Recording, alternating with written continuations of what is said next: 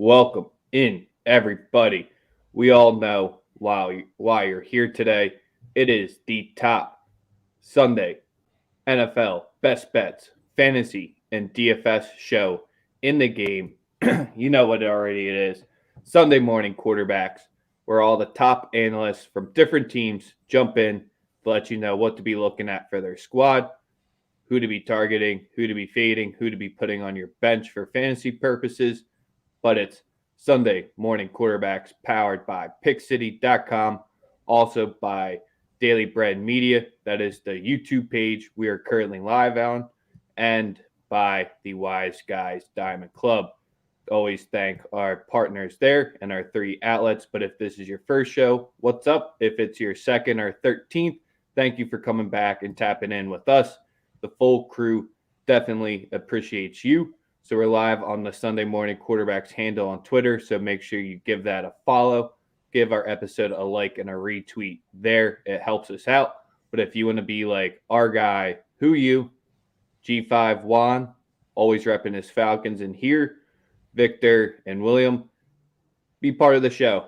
Let us know what to be watching for your team, what you're playing. If you have a start sit question, since it is fantasy football playoff week, but we got 10 games we're going to be rattling through for you today because we had 2 already happen. We had some move to tomorrow and Tuesday to tap in with Daily Bread to catch the analysts joining for those games. But today you got Sosa, myself, the spin doc will be tapping in, and the rest of our guests. But that's enough talking from me. Sosa, what you in like a hotel lobby? You ran a whole place out to yourself this morning? Man, something's going on with my green screen. It's not letting me change it to like my custom photo, and it like reset. So I didn't have time to fix it. So we're in a random Caucasian living room this morning. I was more going with like you're at like the Four Seasons, like down in the lobby by yourself type of chilling. Nah, is that a Steinway? That's a Yamaha. It's a Yamaha. Looks like a Steinway. Half the people that just went right over their head. But last night we had we're not going to stay long into that because you don't want to hear about what's already happened. You had the Colts pick up a nice win with Wentz throwing for 58 yards last night. Indeed. It's that game last night was a joke. Anybody that's out here looking at that game and making it seem like they like it was some dominating performance by the Colts. I mean, they still have a quarterback that gives it up like hotcakes. I can't co-sign that at all. I still think the Patriots are a better team. The deciding factor in that game was a block punt, a special teams play. Yes, Jones threw 2 picks. You can always go back and talk about it, but they were right there at the end. And I think that that's really what I looked at. You know what I mean? I really didn't look at it being so impressive. You got a 70-yard touchdown at the end of the game, and it made Jonathan Taylor look like he had the most amazing night ever against the Bill Belichick defense, which was just, if you watch the last touchdown, it was just an amazing play. It was an amazing play. That cut on the dime that he made there was filthy. He had 2 defenders in the hole, and he just amazing. But let's get to a game where I doubt the running backs are going to be doing that. One of the games where we don't have an analyst joining us, we got the Jets versus the Dolphins here. Not much to talk about here, Sosa, other than the surging Dolphins, but what are you liking in this AFC East battle? Obviously, I'm rocking with the Dolphins. I picked them earlier in the year to actually make the playoffs. That agenda was not getting off very well at the beginning of the season. Obviously, it's the 3rd straight year they've started 1-5 or worse. But as usual, they're on their run. They're on that run that they've had every year since, and they have a team in front of them that's fading fast in the Buffalo Bills, in my opinion. I feel as though they're fading fast. When you get weak opponents at the beginning of the year, it looks good. And then you start getting into the heart of your schedule, and you're just running off L's. Missing Tre'Davious White is huge for them. Yes, sir. So with this particular matchup, I'm rocking with obviously I'm rocking with Miami. Don't really like the spread, but I do like a couple of touchdown plays. In this one, what the fuck is my? In this particular matchup, I am rolling with. I'm not touching Myles Gaskin. Everybody thinks that that's the good play. I don't like it. I'm rocking with Devonte Parker at plus 145. And I'm also rocking For anytime touchdown, correct? Correct. Anytime touchdown, Devonte Parker. Obviously, when he's on the field, he has good synergy with Tua. He's played very well with him. I like Devonte. I think when he's on the field, he's very, very productive. And the other prop that I like is Mike Gesicki over 46.5 receiving yards. Those are the only two plays I have in the game. I'm not going to really go, in depth in regards to this game. It should be a Miami, beat down. They should beat the shit out of them. But we've seen weirder things happen where teams keep it close in the division, whether they're off a bye or not. Can't really, put too much stake in them covering a spread. I'm not going to do it to myself. Nope. Not especially when you get to double digits. Maybe you can get a better spot live. I saw Tim's comment who he likes the Dolphins defense to get a score today. If you're starting them in fantasy football for your defense, you're feeling pretty good about yourself. But let's get and bring in our first analyst of the day. He's going to be rocking back-to-back duties with us.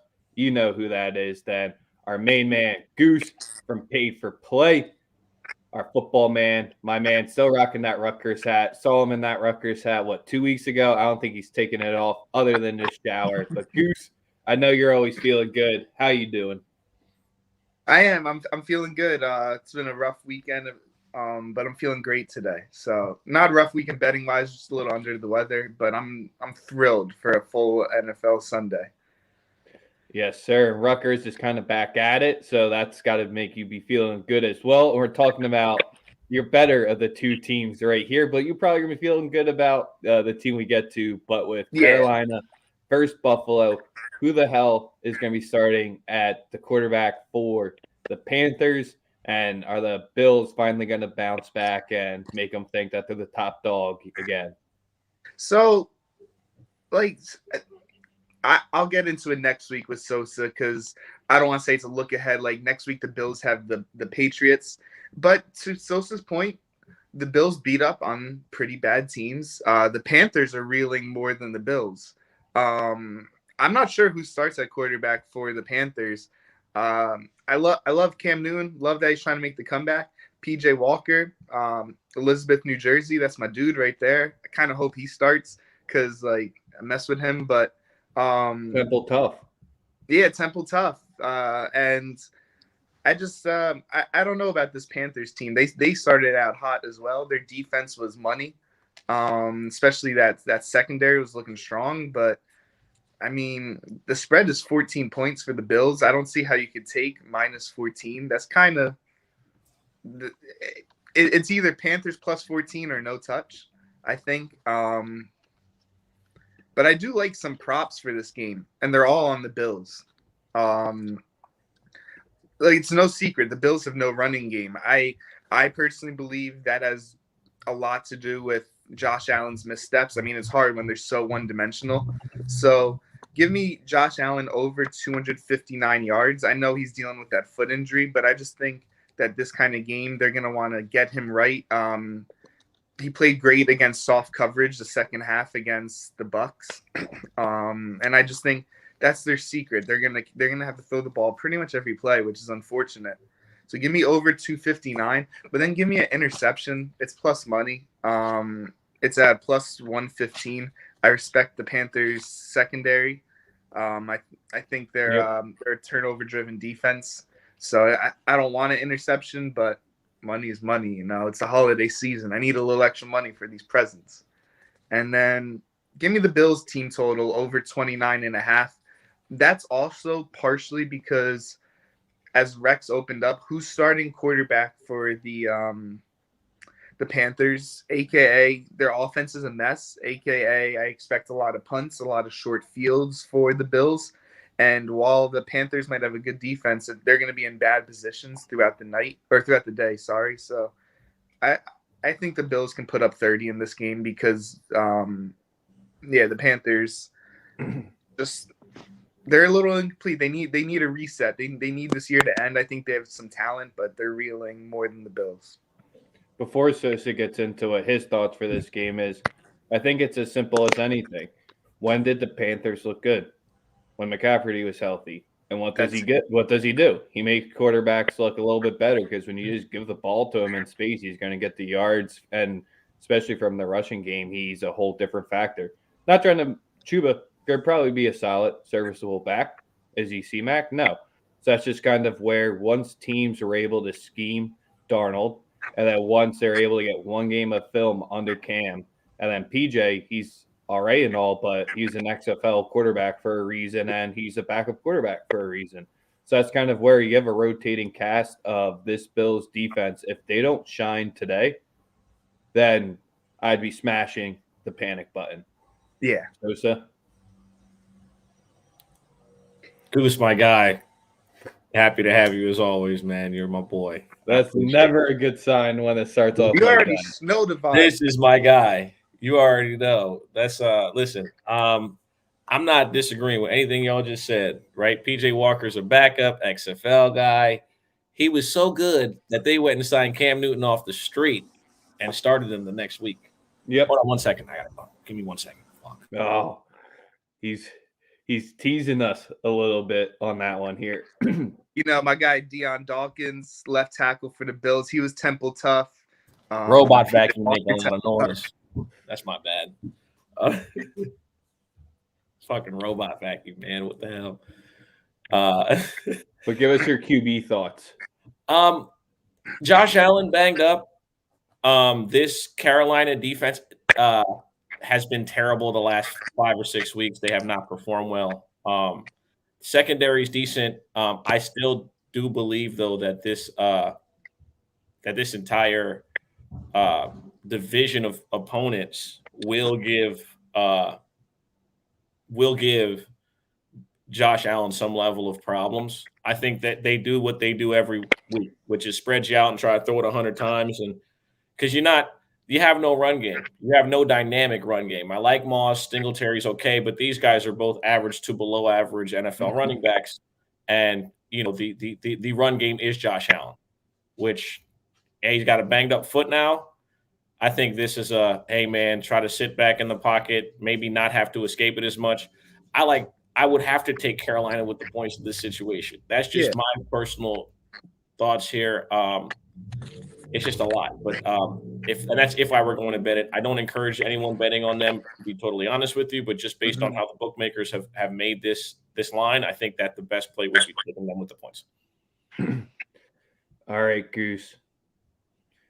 We're not bringing you down because I know you got to be feeling good now. This is a game we got to talk about so you don't get fined. Probably won't spend too long in this one. But what's the feeling in Duval this week? So Urban Meyer put a lot of blame on Coach Bevel, the offensive coordinator, now interim head coach.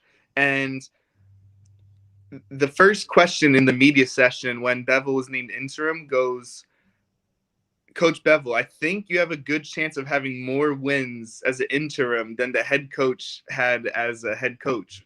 Basically, like trying to poop on Urban, like saying, oh, like Urban's gone. We're about to start winning. Blah, blah, blah, making fun of Urban that he's gone. The whole team, Trevor Lawrence said he's relieved. I could rattle on things. How are the Jags -5.5, though? I'm seeing 5.5 now. Like, that's just too much. Like, I get it. Like, the Urban's gone. That's not all their problems, though. Like, this team is still lack of talent. I think they'll play better. I hope they win. I think they win. They're playing against Davis Mills. Trevor Lawrence is the better quarterback, but 5.5's a lot. Just similar to the Panthers and Bills game, to me, you either take the Texans or you lay off because how are you going to bet on a Jaguar team -5.5? Like, it should be -3. It should be -3. And I just valued those 2.5 points, so I'm not touching the spread. Things I like. Look, the reports were Urban did not bench James Robinson. Now the reports are Urban was the one who benched James Robinson. Who cares about all that? But I like his over 18.5 rushing attempts.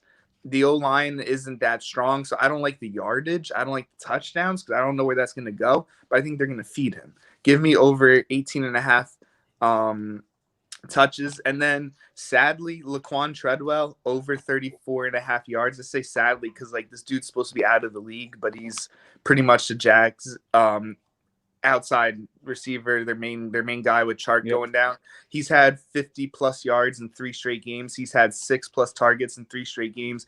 Give me over 34.5 because a true Coach Bevel offense, from what I was told before you got here, you run the ball and you go deep. Urban's gone. Let's see it. Let's run the ball, give it to James Robinson, go deep to Laquan Treadwell. So those are my quick thoughts in the game. I see Woody's getting the whiteboard ready. All I got to say is this is the Jag Super Bowl. It's your freedom game. You're going to ball out and show out because if you lay a big egg here, especially against the Texans at home, once your person that was holding you back gets canned and you only put up 10 points, Goose, what you said at the intro is way, way, way too true. But Woody, what do you got for us? First half, Jacksonville Jaguars. They're on the spread. That's my play today. I'm taking the Jags in the first half. Listen, this Jaguar team had one issue. It was a dickhead coach hired by an owner who's a fucking idiot as well. He tries. He listen, he tries, but he's rich, not that smart. Being rich don't mean he's trying. Like being incompetent, being able to fire and hire coaches willy-nilly and having the money to do it doesn't mean you're trying. It might mean you're a fucking idiot who knows nothing about football. He tries at least. Right? But why we're going with the Jags first half is, like I said, I think that this team will rally around the coach. I think that that's just my firm belief, man. It's a little juiced at -3, -120. Juice don't matter when it cashes. We're rolling with them for one reason and one reason only. Yeah. That's it. That's first half. That's why. Because fuck Urban Meyer. That's why. Yeah. Nothing. I don't watch ESPN a lot, but nothing brought me more joy, I don't think, this NFL season than seeing Paul Feinbaum call that man a dirtbag on live TV. It was beautiful to see. So, well, I'm glad the what's your wrapping up thoughts and before we get to the next one? Yeah, I'm glad the experiment is over. I was wrong. I was so hyped about Urban, but hey, next chapter. Let's go green this holiday season. Have a great one. Take care and enjoy the Sunday. Yes, Feliz Navidad, my guy. Appreciate you. Make sure you're checking out our main man Goose on Paid for Play. He'll be making some appearances with the hoop season coming around, wrapping up bowl season. But our next guest we got coming in here, do you think he's going to be happy or sad for this weekend? I don't know. It's going to be interesting. This one's going to be interesting. Let's bring in Jammer. There he is. What is up, my guy? How are you doing? How we doing today? Before I got in here, I wasn't sure how I was going to be feeling, but after that, I think I gotta put a smile on, a positive attitude. And I remember the last time I was on here, I was giving Ben his eulogy, but it seems like he's kind of kicked it on ever since then. 300-yard passing game last week, 3 passing touchdowns, almost a 4th one.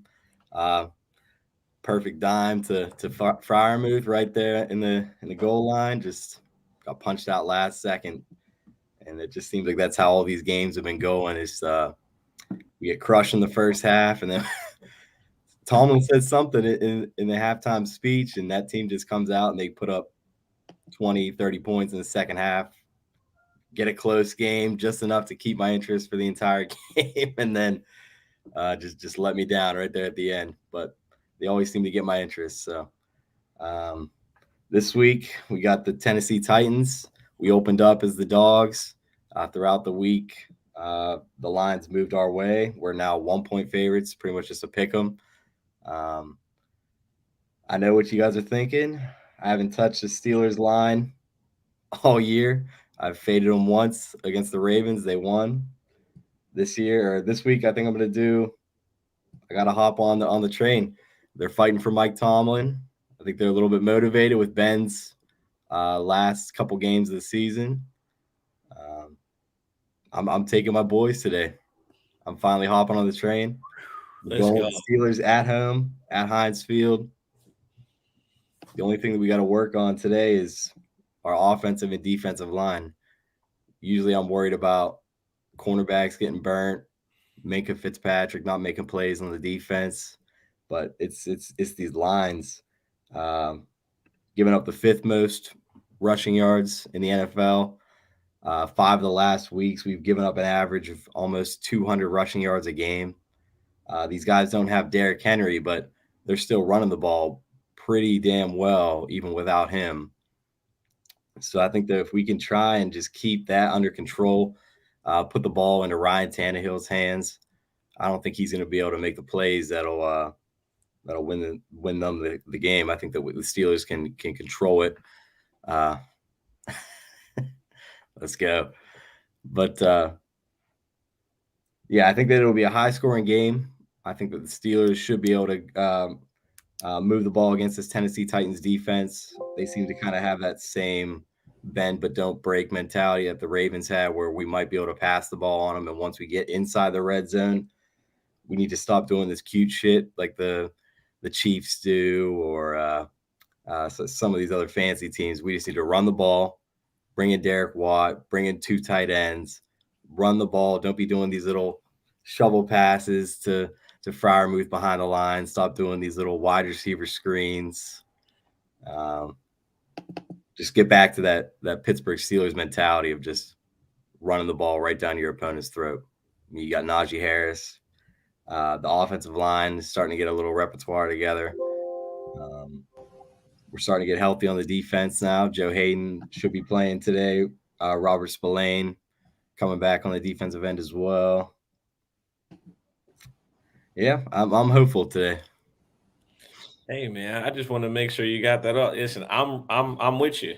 I think that I'm not a huge fan of the Tennessee team, especially without Derrick Henry. I do think that at home you guys are better. Mm-hmm. I think that you guys have I think that it's a great shot here to get right back in that playoff conversation, right? Because that's all Tomlin does. If you're a betting man, you're going to rock with Tomlin because he doesn't have losing season, doesn't have one under his belt to this day. They are playing for him because he is a great coach. Even though they've had the issues, the injuries, the lack of an offensive line, they've figured out ways to still win games. That's a credit to culture and a great coach. Now, maybe if your dickhead receiver doesn't try to showboat against Minnesota, you get out that game with a W. But again, stupid shit happens. You move forward from it. He's still a star and you need him, so you can't really throw him under the bus. You still need the guy to keep playing. Yeah, I like it, man. If I had to, it would be I would actually take Ben's passing yards over today. I think Ben has a good game. That would be my only play. I think he, as 37 years old, he's showing like he got a level of heart, man. I mean, y'all can say what y'all want about the guy. He's been balling. 4th quarter against Baltimore brought him through. That's just where I'm at with it. Yeah, usually I'm all over those Chase Claypool props, but I will not be touching any of those. I don't know how they're going to be treating him because I know that they've taken him off the field a couple times after some of these moments, and sometimes he's missed the end of drives just because they feel like they can't. Got to keep him engaged though. He's too good. He's way too good. Too good. You got to keep him engaged, and I think I don't think that's going to be an issue. I think that he comes out, plays his regular game. And they need him. Y'all need him. Like he's everything Ben's ever wanted in a receiver. They need him. So I wouldn't be hesitant, You know what I mean? There's not too many guys his size that do the things he does. Big receivers stay to the outside all the time, right? This Claypool will run any route. He'll go over the middle like a tight end. He'll take contact, gets beat down, gets beat up, taken. So, I mean, like I said, you got to live with it. He's too good and too important still. Deontay is good, but you need the other guys. You need to keep him engaged. I don't think it'll be an issue. I think he gets 10, 11 targets. I think it's the same old story. All right. Well, Jammer, did you drop all your plays for this game? No, I still got so I'm taking Najee Harris anytime touchdown. It's minus 105. Anytime you can get that close to even, I think you got to hop on it. Usually I'm running with Chase Claypool on this one. Today I'm going with Deontay Johnson, longest reception over 25.5, minus 110. And like I said earlier, I'm going with the Steelers, but I'm actually going to parlay it with the over 43.5. Just seems like outside of the division, the Steelers defense is susceptible to giving up points. They've given up 36 to Minnesota, 41 to LA, 16 to Detroit, but that one just kind of off the table. 27 to Chicago, 20 to Seattle.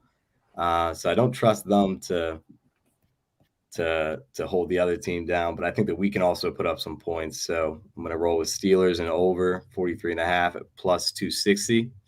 And those are my plays for today. Let's get it. As y'all know, Jammer is one half of NBA Jam Zone, one of the best NBA VIPs you're going to get all on Twitter, on the internet. Appreciate you as always, man. Anything else you want to drop before we let you roll? I think Ben's 40 yards away from passing Phillip Rivers for the fifth most passing yards of all time, and he's still 4 passing touchdowns away from Dan Marino. So keep an eye on that as we keep going for the rest of the season. The pride of Pittsburgh, Dan Marino. Yes, sir. Well, Jammer, we appreciate you. Make sure to be checking out the Jam Zone. Until next weekend, we'll talk to you later. Peace. All right. Best part of the show? You can't be sad. Best part of the show. You can't be sad. Best part of the show. Hey, there he is, the God himself. What up, y'all? The God himself. Is this Is the where first teams appearance will with win the out? win under your belt? I'm asking. Detroit's own. This is where teams with wins hang out. Hey. Yeah, with at I'm least good. one. I'm good. Yeah, I you're just in the wanted club. one. You got in the club, my brother. You're not in VIP, but you in the club. I'm in the club, You're in standing the next to the club. bar. You got in, and it's. Listen, you gonna get the best DJ too. It's not the starter DJ. You got in the club. Welcome, my boy. Yes. That's all I want, y'all. I got my one win. You know what time it is. Time to flip the switch. Let's go. Lions need to tank the rest of the season so we can get this number 1 pick. Let's go. Already There he know. is. You see, we thought he was delusional all year. All he wanted was one win. Now he understands. Now he's right back to understanding. He understands the real assignment here. Exactly. Get the first pick. Fuck these empty wins. The one win was a big deal. The empty ones now, we're good. Only And I know. Listen. This is the real thing. Listen, Bakari he's not throwing this out here. He's only saying all this because he wants the Lions to draft Aiden Hutchinson. We know. We know. I know what's really going on. So I know the deal. Let's go. You already know. Tank for Aiden. Let's get that number 1 pick. And this is going to help us. So we got that Jags-Texans game. Whoever wins that game or whoever loses that game, I just need them to win one more and us not win anymore. We'd be good. Man. I already got it plotted out in my head. So then how much you going to lose by today then? Or what are you liking today with Arizona? All right, today I got a treat for the fans. So, fun facts, I was looking up this game, and apparently Kyler Murray hasn't beaten the Lions since he's been in the league. Makes sense. We had Matthew Stafford before, and he hasn't had as good of a team as he has this year. But I think that trend is going to change today, and it's going to change with a lot of points because I'm taking the Cardinals first half, -7.5, and full game minus 12.5. It should be sprint start to finish, baby. Start to finish. I'm gonna be sitting there watching it with my adult beverages with a smile on my face.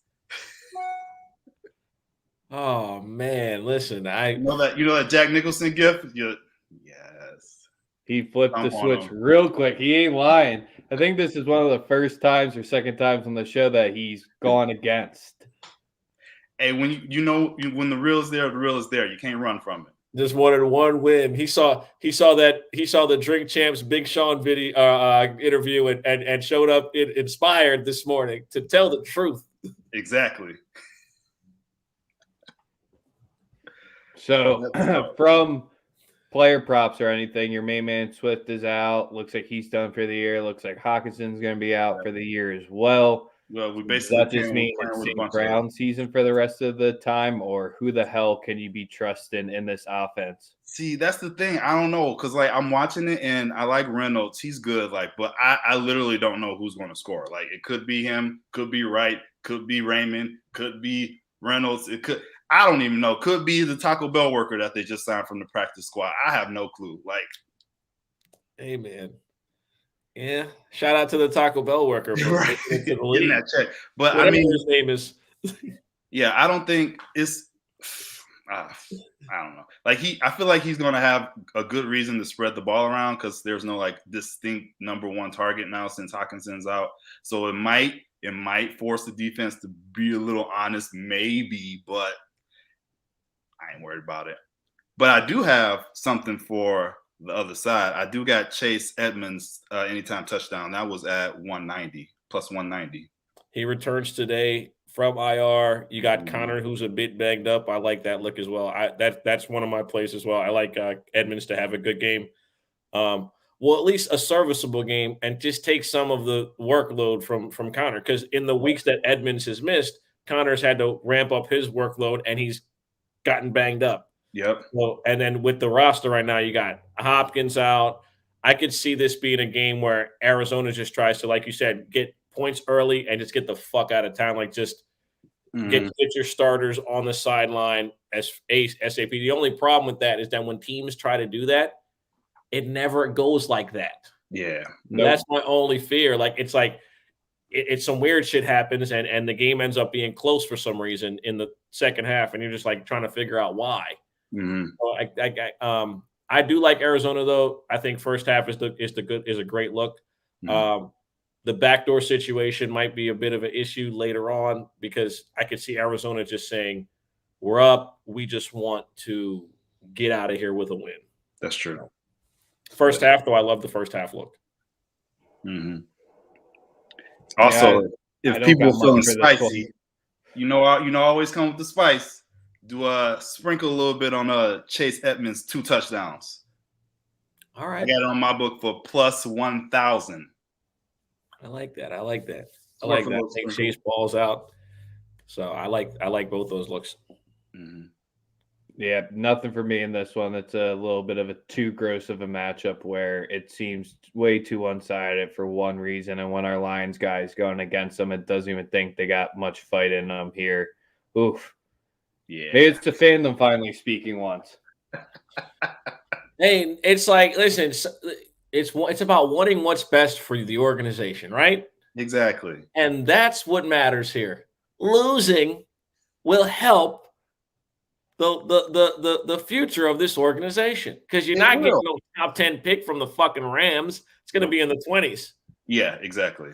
Yeah, so you got to suck them. You just got to be really bad. Rules are rules. Rules are rules. Tank, get this number 1 pick, and let's end the season on a high note. They messed us up all these years. Let's just do something right for once. Picari, one of the GOATs. Appreciate you, man. Every week you've been locked in with us. We appreciate you. You already know. Merry Christmas, happy holidays to everybody. Enjoy, take some time off, relax, and let's get this money. Merry Christmas, my brother. And also shout out to Big Sean, the Drink Champs. That if I would, bro, I watched that entire thing this morning, and it was like 3 hours long. It's I'm a fan of his music, but I enjoyed it. So shout out to Detroit. One time for the one time. One time for the one time. If you're not watching BMF, what the fuck are you doing? Till next Yeah. week, we'll catch you later. Oh, man. All right. Our main man, Spin Doc, still hasn't came and tapped in with us yet. So, Sosa, we just got to cover Joe Burrow versus Teddy ourselves. This first time Burrow's going to Denver. I don't think it's going to end too well, but what do you like here? In this one, it's you got to look at Joe Burrow and them bouncing back. They lost last week, obviously, to a proper football team in their house. By proper football team, that would be the San Francisco 49ers, one of the greatest franchises in the history of the sport. Went into their house and, beat their ass in overtime. And yes, I said beat their ass in overtime because we won on a walk-off touchdown. Play with me. In this one, though, I think it's going to be a close game. I do like the over, though. I like the over 44 in this one. I also like for Joe Burrow to have a game in which he plays well. I like Joe Burrow over 6.5 rushing yards at -110. I think that's a steal given the pass rush and the secondary. I think that at some point Joe will, have to escape the rush, and he's been good rushing the ball this season in spurts. Receiving wise, I am on Jamar Chase today to get over 80 yards. That's the number I have him at. He has not had a big game in 5 weeks. 80 plus yards at +172 worth the ticket. If you just want to keep it at the regular scale, he's at 64.5. Him and T. Higgins are at the same number. T. Higgins has been a beneficiary of young Jamar Chase, 20 years old, 21 years old, however old he is, drawing a hard double team from a lot of NFL teams over the last 5 weeks. That's why Higgins' numbers have gone up, which makes sense. When you're a great player, you don't just make plays, you make and create opportunities for other players, which is why we've seen a level of ascension from one T. Higgins. And that would be because I like this game for a couple of just matchup wise. I'm going with anytime touchdown from Tim Patrick at +310. And I also like Joe Mixon at +105 to get in the end zone today. So I did touch a lot of I did get on a lot of stuff for that, but that's all I have for that one. We can move on to the next game. Unless you have something for this one. I know you don't usually. For this one, Denver's been my squad. What do you mean? They catch us as the hungry dog. No, I'm just kidding. This just seems like a game where Gordon's a little bit backed up. Williams is a little bit backed up. But I think Denver's just going to trust that run against them. If you're going to start Burrow over Allen, that's a tough one. Just because my precedent would be that Allen, even though they don't run it, today should be the one game that they try. Is McDermott going to be that stubborn? And Burrow going into the altitude. I know you've been able to toss on the Denver Broncos defense a little bit, but the Broncos are going to try to run it out. So if Burrow's going out there and just throwing it willy-nilly, Broncos would have long possessions, which I think would help them easily cover this -3 here.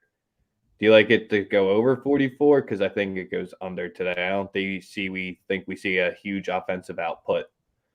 I personally like the over, but that's just me believing that I think that Teddy's going to be able to move the ball. I expect some turnovers from both sides. It's just, I think it'll be I think the game goes over 44. That's just my personal. You could talk about the analytics all you want. It's just, I think this game, I just believe the game goes over. That's just where I'm at with it.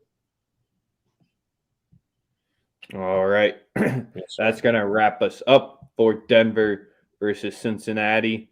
How many games do we got left to run through here? Let me just load it up. We have 4 games left to get through in our slate. We're going to be bringing in one of our hosts as well as we transition into the Falcons pulling off a nice one today. That's what we're going to be transitioning into. The GOAT himself. What's the deal? Welcome in, my brother. What's going on, guys? How's your Sunday morning treating you? Pretty well. Doing good. Doing good. Okay.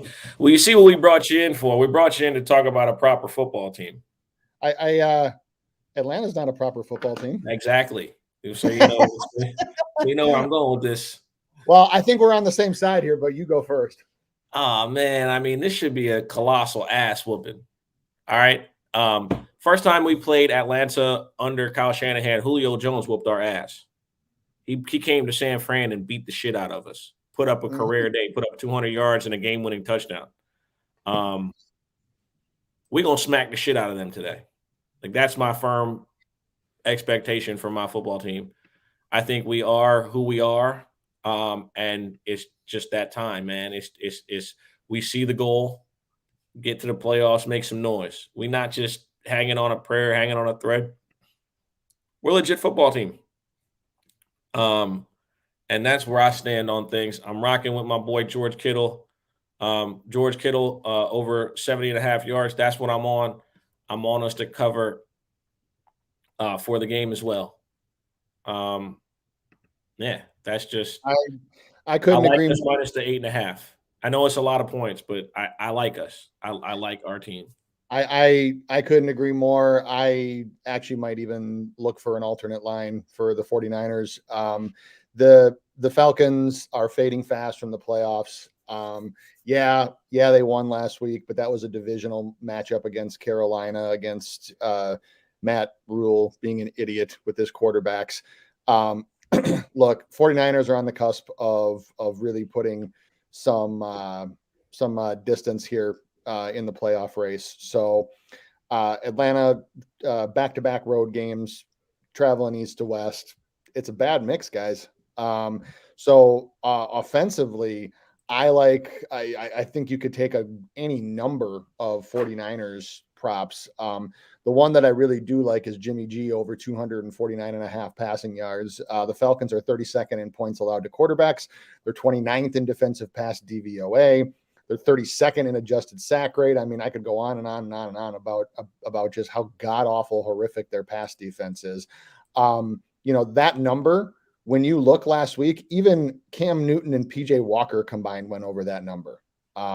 So when you have a guy like Jimmy G who's gone over this total, 2 straight games, 4 of his last 7, I mean, the guy is rolling. He's got 4 top 12 finishes for QB for the week in the last 7 weeks. So, and then you factor in that Elijah Mitchell is out, and then you factor in that he's got all of his receivers back healthy. I mean, everybody was talking all this stuff about Jimmy G a few weeks ago. I'm like, the man didn't have Kittle, the man didn't have Ayuk, and Deebo Samuel was banged up. So let's just give the guy a break.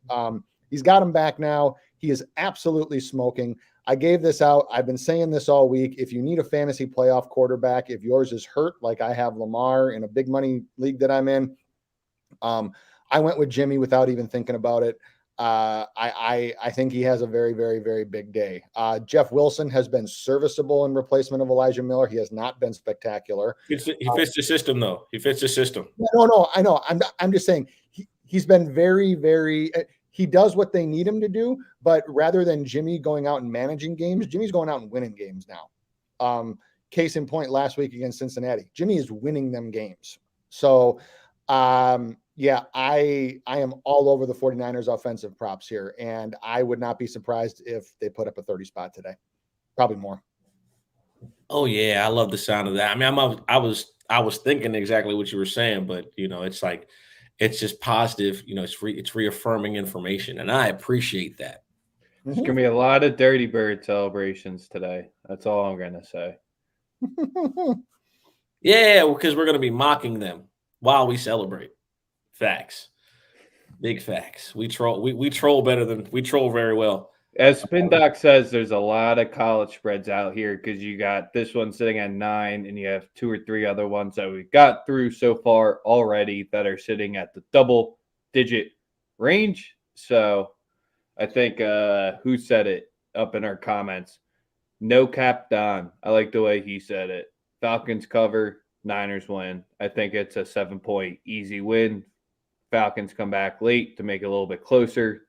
San Fran cruises is the way I see it coming. Yeah, I can see that happening. So if you wanted to, you could split it up and you could take Niners to cover first half. Or I mean, maybe even first quarter. I'd probably go first half if you think that there's a potential for a backdoor cover here. But when you look at the weapons that the Falcons do have, obviously their number one receiver right now is Kyle Pitts. The 49ers rank 6th in least points allowed to tight ends, and they also rank 2nd in Football Outsiders tight end coverage rankings. So the things that the Falcons do well, that the Niners have a good counter for. And so when I'm looking at a team that's close to a college spread that for the potential of covering, that's what I look at is, do they have anything matchup wise that they can exploit? And going up and down this matchup, and I did a lot because I took a lot of 49ers props today, I don't see a whole bunch. So I think that backdoor cover is the only choice.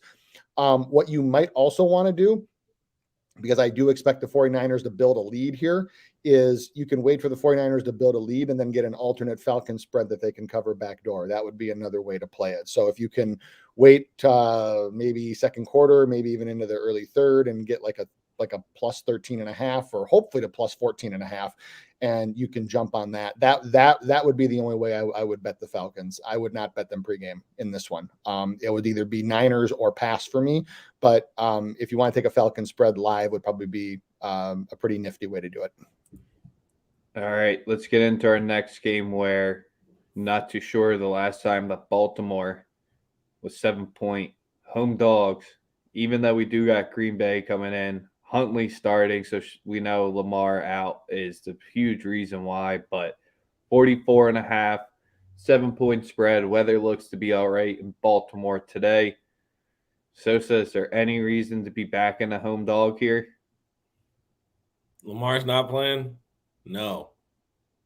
You can't. I fuck with Huntley, and I love Harbaugh. Harbaugh finds a way to get his team to play with resolve and fight for him and play for him. But it's a serial killer on the other side, bro. Aaron Rodgers is in serial killer mode right now, and there's no escaping that. He's locked in. I'm not taking them to cover the spread. I'm just Aaron Rodgers over 265.5. I think he just, yeah. It's gonna get. I think it'll get ugly. I don't have too much to say. Like, no Lamar. You already know I'm not touching the game. If he plays, I'm betting on him. If he plays, this game's like a 2-point spread. Yeah, that's how nice he is. So, yeah.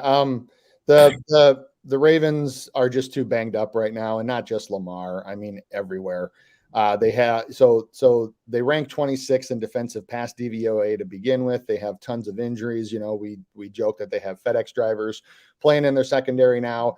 They've given up over 90 receiving yards to opponents' number one wide receivers in 4 straight games, and that includes guys like Jarvis Landry and Donovan Peoples-Jones. No offense to bullpen bets, and Darnell Mooney. So if those guys are going to put up 90, can you even think for a second about what Aaron Rodgers and Devonte Adams are going to do to him?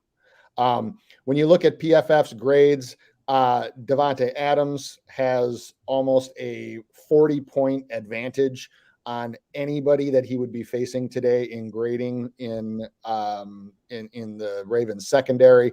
That is almost unheard of. Normally, if you get a 10 to 15 point advantage in PFF's grades, you have a really, really good matchup. And he's at 40, which just tells you, A, how good Devonte Adams is, and B, how just depleted the Ravens secondary is. And so I like John Harbaugh too. This to me goes back to the classic. I know sometimes casual football fans think, we say like, oh, next man up. That's not the way it works in the NFL, guys. Okay. These guys are stars for a reason, and there's only a few of them. So if you replace starters with backups, and then backups with third string, and then third string with practice guys, at some point it gives out and the talent just takes over. And that's what I think happens to the Ravens today. And that is no indictment of Harbaugh. That's no indictment of the team, because I still love both. They're just too depleted today. Yeah, and it's a huge thing too because when we started the show, the Packers were -7 and it's moved all the way to 9. I just didn't click the refresh button to get the updated lines, but it's moved 2 points since we started. Yeah, I don't know if I would touch this line. I would look to take any number of props, though. I think that any of Green Bay's passing props and receiving props can make sense.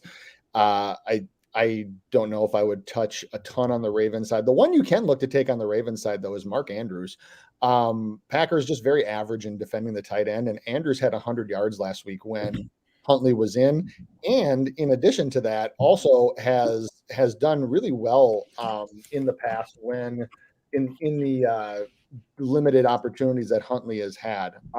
So there's a couple stats about Andrews. He's caught 17 of 19 targets from Tyler Huntley in Huntley's 2 games. Green Bay is 27th in tight end coverage, according to Football Outsiders.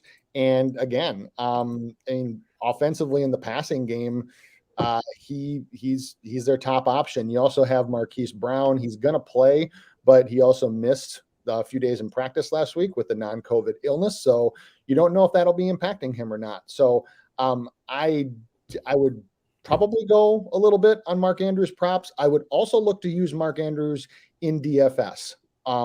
I can see his ownership being extremely depressed because everybody's going to think, Huntley and they're going to get worked and et cetera, et cetera. So Andrews is a higher price tight end to begin with. So I think that you can actually sneak him in and get a lot of value out of a guy that's probably that honestly might get 10 targets today. I'm with it. All right, let's get to our next game here. We got 2 left. We got the 1 p.m. game. We let our main man from the Jam Zone as well sleep in a little bit because if we wanted to, we could have made him have a 7:30 a.m. start. We gave him the 8:30 game. We got Eddie joining for us from the West Coast to talk about the Cowboys versus the Giants. With the jersey today, too. With the jersey. Yeah.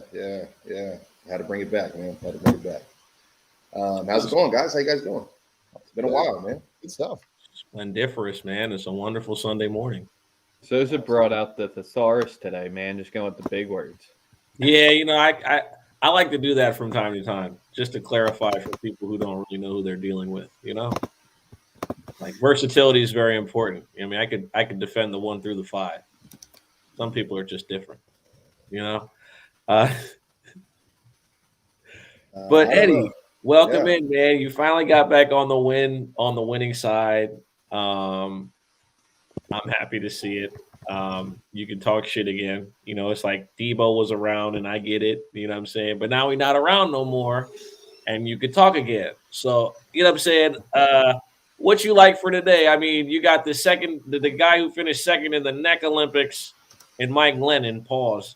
You know what I'm saying? And I'm saying you got him starting on one side. He stinks. Just tell us what's going to happen today, because I think we all expect it. But clarify for the people what's going to go down.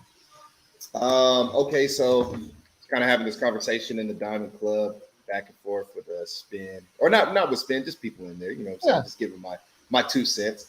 But look, it's like this to me. The Giants, they are who they are. You know what I mean? And they're playing with Mike Glennon, who's, in my opinion, isn't that much better than Daniel Jones. Isn't that much better than him, but I'm not going to disrespect Daniel Jones like that. So, anyways, I don't see a situation.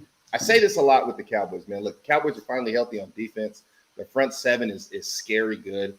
The Giants are already limited on offense. I mean, they score under 18 points a game.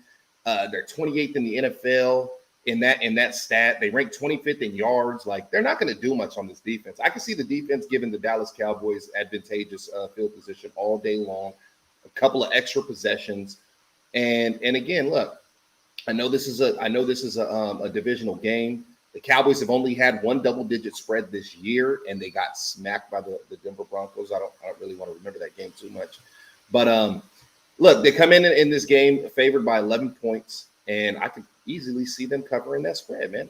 Like I said, I did a little promo show for some other guys. Doesn't even fucking matter. But I took Dallas Cowboys alt line minus 15.5 plus 155. I could see this game easily being a 30-10 game. 30-10 game. I know it's cold weather. Not sure how cold it is up in New York right now. I'm not the weatherman, but in the 30s, mid 30s. In the 30s, yeah. Yes, I can tell you. Dallas doesn't play too good in the cold weather. Yeah, they are a dome team. We know who they are. But look, nothing the Giants do scare me. Yes, they're good on offense. Their defense is standing up now in later in the season. Yes, they're good in their pass and defense and all that good stuff. But come on, man. The Cowboys haven't scored less than 20 points but 3 times this year. And I don't even count the Minnesota game because Dak wasn't playing in that game.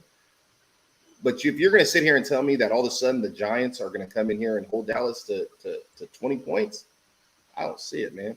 And I don't see Dallas's defense giving up 20 points to this team. No, not when they average under. Come on, man. Hey, man, I'ma just say my one piece. Y'all own the division. Congratulations on being the smartest, not so smart kid in the class. Top of the ship pile. Congratulations. Congratulations. You guys have won the not so fast Olympics. So, happy for you. NFC least. Good job. I don't know what that has to do with the Dallas Cowboys. That's the other teams in the division. I don't know what that has to do with us. We're 9-4. I don't know, man. Somebody needs to talk to them. But yeah, look. No. I Eddie and I were talking about this earlier in the Discord, and I do believe that Dak has been a better real life quarterback than he has fantasy lately, and that was kind of the genesis for the discussion. I don't think there's any chance on earth the Cowboys lose this game. I'm not going to be betting the spread on this one. I would take a shot on the under here. I saw that Mike in the Foxborough Times said the game smells like an under. So I would support that one. I can see this one being a little ugly. I also saw that Bakari said Cowboys defensive touchdown. I wouldn't mind putting a sprinkle on that one as well. The Giants are playing with spare parts right now, and they are playing out the season. And Dallas is obviously fighting for playoff position. So, if you're betting on the spread, I think it's Dallas or nothing. But when it comes to the quarterback situation, and Eddie, we talked about this. I just from a pure numbers perspective, Dak has struggled. He's got 1 touchdown or fewer in 3 of the past 4 games. The only one he did had to go over was Thanksgiving.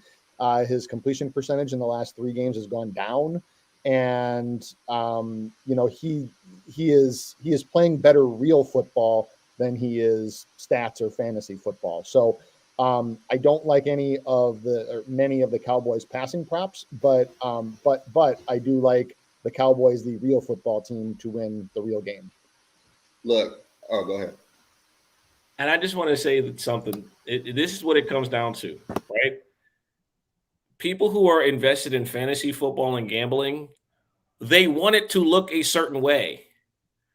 We say it all the time. The only stat that matters is the win. Mm-hmm. It does not matter how you get there. Just win the game. Ask Carson Wentz that last night. That's it. That's it. If Jonathan Taylor got to put you in his backpack and carry you to the finish line, that's just how it's got to be. Like just get there first. Well, don't got to look nice. No, and to me, that's a credit to, and I can't believe I'm saying this because I don't really like him as a head coach, but that's a credit to Mike McCarthy, because in the earlier parts of the season, they were just completely reliant on, Eddie, you and I talked about it, Dak throws 1 billion times, throws for 1 billion yards, and, they play this 48-45 shootout. And they have completely morphed right now into a team that can beat you a whole bunch of different ways. And come playoff time, that can make them very dangerous. Just to touch on that, you're very right. Mike McCarthy's been preaching it for the last few weeks. If you hear his quotes in his press conferences, he'll say, we need to run the ball more effectively. And not just that we need to run the ball more, we need to be effective when running it. So, you know what I mean? This running into 2 yards in a cloud of dust isn't going to cut it. Pollard's back today. I believe he's going to be active today. I'd wait on that. They did say last night that he was going to play. Yeah, Zeke, although he's full practice all week long, we know he's a little banged up, but Zeke just doesn't miss games. I could really see this being a ground game, and I could see Dak not having the best game. But like Sosa said, it's all about the W, man. I can see Dak not having a good game. I could see this being a ground game. I could see the Cowboys scoring plenty of points because we have extra possessions and good field position. But I'll say this about Dak. He gets no excuses. He gets no passes from me. He has not been playing well. He just doesn't look comfortable in the pocket these last few games. I don't know what it is. The teams aren't even blitzing him as much. They're not even blitzing him as much. And he thrives when they blitz. He's not seeing the field the way he's seen it earlier in this year. It's not like he's playing world beater defenses. He's just. Yeah, I was wondering about that, Eddie, because he has been sacked 13 times in the last 4 games. I don't know if there's been some issues with the offensive line or holding the ball too long or what.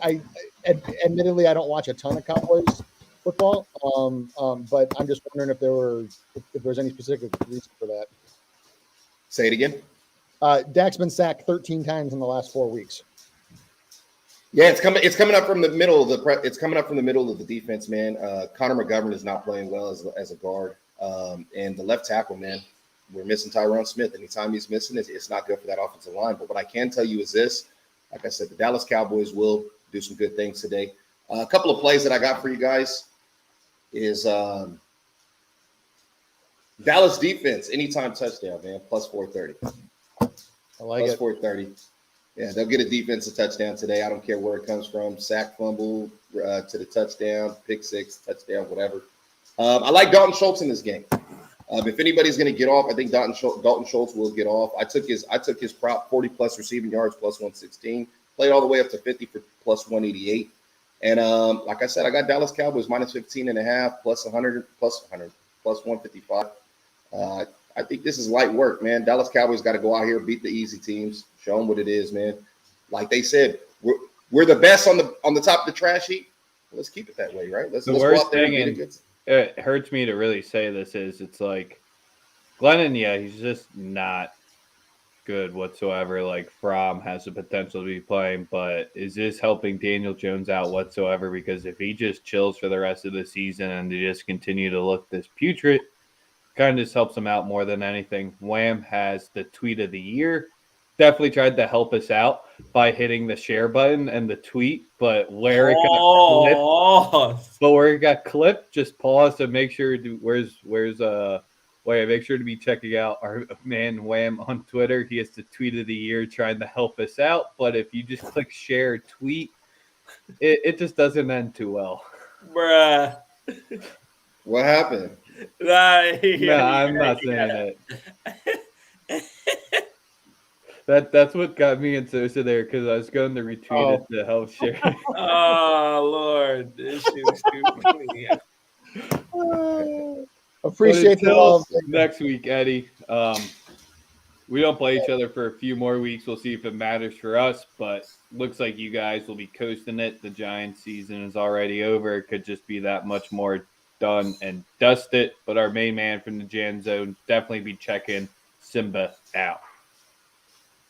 Appreciate you, my brother. Yeah. I have to agree.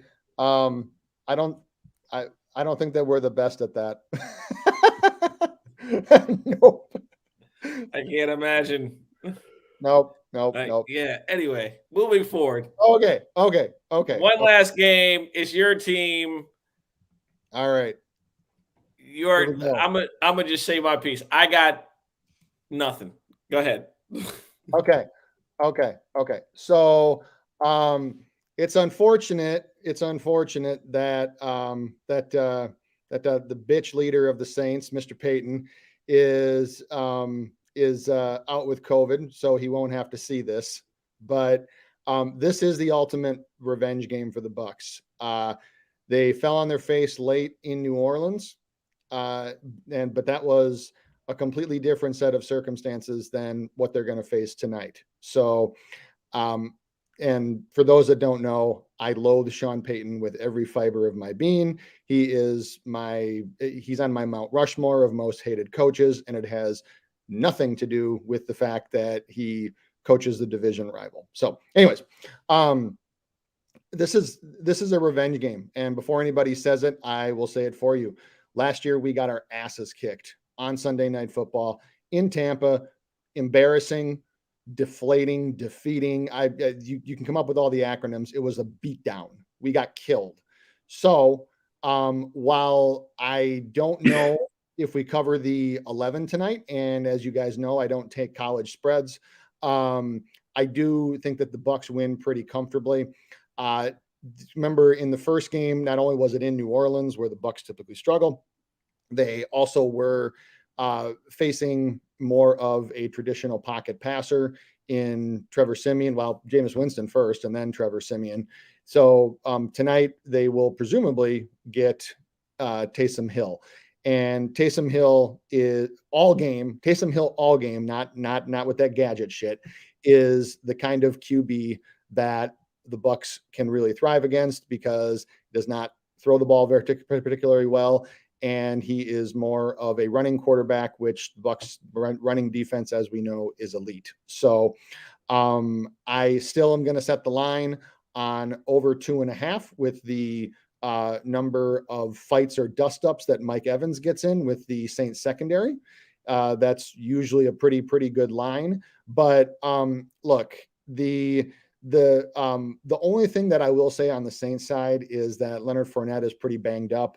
He missed practice a couple times last week, and is going now against the number 1 rush defense. So I think that the Bucs take to the air. I like pretty much any of the Bucs receiving or passing props. But to that, I don't think that 11.5 is disrespectful with Peyton out for the game and with some of the injuries that the Saints have. I think that I think it's not necessarily undervaluing the Saints. I think that it's overvaluing Brady and the Bucs, and I say this as a Bucs fan. So I see the Bucs winning by anywhere between 7 to 10. So I would say that Bucs win, Saints cover, and I think that any of the Bucs passing or receiving props make a whole lot of sense. For me, this comes down to Taysom Hill is just not the kind of quarterback that typically beats or gives the Bucs problems. The ones that do are your traditional pocket passers that can sit back there and pick guys off and take advantage of our less than stellar secondary. So I probably am still going to go. I'm probably not going to do anything on the game just because I never bet against my team. If I was going for anything on the total, I would go on the over, but that's just a lean. But I think if you're looking at this game, I think that you look for any of the Bucs passing or receiving props. And so for me, the ones that I would give out is I would give out Mike Evans over 59.5 receiving yards at -115. I would also give out Gronk over 55.5 receiving yards, which is at the same number. And then for your ATDs, I would take Gronk at +125. And then I would also take Taysom Hill at +240 because I do think that he gets a rushing touchdown tonight. So those are my plays for this game. Mike Evans gets in the end zone tonight. He's getting the end zone tonight. Fuck what y'all talking about in the comments. How many fights between him and Lattimore? How many fights between him and the secondary? Oh nah, man. The Saints finna give it up. That's this. Okay, all right. Don't even trip. Saints finna get us up. They finna get beat down. I love them. Listen, the only reason I would take the Saints in this game is if Sean Payton was on the sideline. That's how much I respect him as a head coach. He on the sideline. If he got to pull a John Chaney and send some goons out there to fuck somebody up, he will. he will. If he got to fight, yeah. They getting that ass cracked tonight. Pause. I have to pause that. I don't know.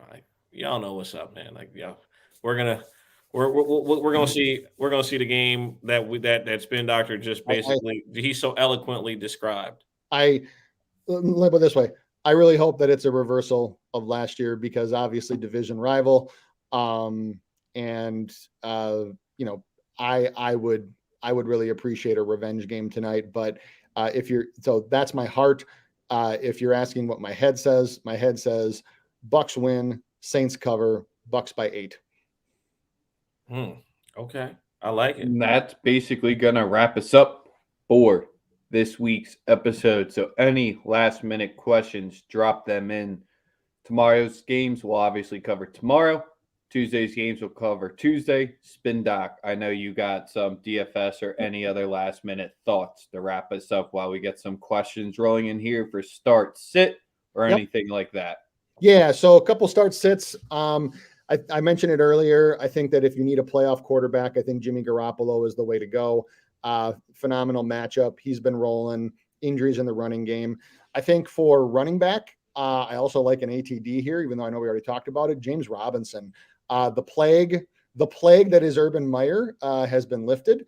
And so I can see Robinson's playing time increase. I can even see Jacksonville purposely giving James Robinson ample opportunities to score a touchdown as a big fuck you to Urban Meyer, because for some reason Myers was his whipping boy. And so I would definitely, if you were on the fence about starting Robinson, I would roll heavy with him. Wide receiver, I would go Darnell Mooney. That's a guy that I like a lot because the Vikings have allowed more fantasy points to wide receivers than any other team. They've also been burned by people with Mooney's downfield speed. So Allen Robinson is on the COVID list, so that should guarantee Mooney ample target volume. And then for tight end, I think if you're on the fence about a tight end, Mike Gesicki, it's the Jets. I don't need to say a whole lot else. And Jalen Waddle is on the COVID list. So if you're looking for some DFS plays, if you're looking for tournament specifically, I think that Aaron Rodgers makes a lot of sense. He's not projected for very high ownership, and the Ravens are actually a really favorable matchup for quarterbacks right now. I talked about their spare parts in the secondary, and so I can see people kind of like leaning away from Rodgers and thinking, oh well, they're going to be up by a lot, so I'm not going to play him. No. Don't think that way. Play Rodgers. If you want a cheap quarterback, you can go Tua, you can go Ryan Tannehill, you can go Jimmy, you can go any of those guys. For running back, one guy that I actually like as a really, really cheap flyer is Michael Carter. He's back this week, and Robert Saleh said that he's going to get his full workload. He said there's no restrictions. That's why they brought him back. He's probably going to get 15 to 20 touches, and he's super, super, super cheap. So if you go with Carter at a flex, you can spend up at other spots. Receiver, speaking of spending up, if you're going with Aaron Rodgers, you absolutely have to go Devonte Adams. Devonte Adams, I think, is just going to absolutely torch this defense. And I think even if he only plays 3 quarters or 3.5 quarters, he absolutely torches this defense. I saw Picari saying Jimmy G, Debo stack for DFS. Yeah, but if you're going to go with Jimmy G, I actually would stack Ayuk, and here's why. Ayuk is actually more involved in the passing game. Debo is half involved in the passing game and half on those little jet sweeps and runs and stuff like that. Our best running back when he plays, he's been the best running back on the team. That's especially true on DraftKings when you get the full PPR. So I actually would stack. I would actually honestly stack Jimmy and Ayuk if you're going to do that. And then for tight ends, I mentioned it before. Mark Andrews, guys. His ownership is projected to be very depressed because of Huntley likely playing at quarterback.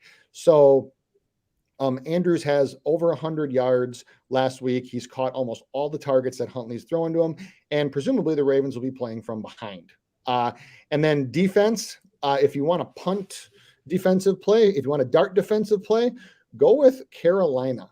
I think that Buffalo might end up smacking them. However, you have an injured Josh Allen, who has actually been very turnover prone this year, against a defense that forces turnovers, and they're a minimum price. So when I'm going defense, I always look for what's the cheapest defense I can get that's going to score me at least a few points so I can spend up in other areas. Defenses typically do not win you or cash you big in GPP tournaments in DFS. So I think that the Panthers, even if Buffalo does end up busting the game open, I think they can take advantage with some turnovers. And when you look at quarterbacks that have thrown what are called interceptable passes, so meaning like passes that either were or should have been intercepted, Josh Allen ranks 6th out of all quarterbacks. So everyone talked about Mahomes' turnover problems earlier in the year. Josh Allen has quietly kind of been a turnover machine, and he's actually been bailed out by a few for not having so many turnovers. So any other DFS plays or anything, just hit me up DM. Happy to help. Any last minute start sit, because it's playoff time, baby. It's fantasy playoff time. Best time of the year. Yes, sir. That's all I got. Sunday morning quarterback, week 15. All your Sunday plays, start sits, DFS. Got you covered at Daily Bread Media, powered by Pick City and the Wise Guys Diamond Club. If you need that extra spot, to get into the DC. Other than that, give us a like, give us a subscribe, and then we'll be live with Daily Bread tomorrow.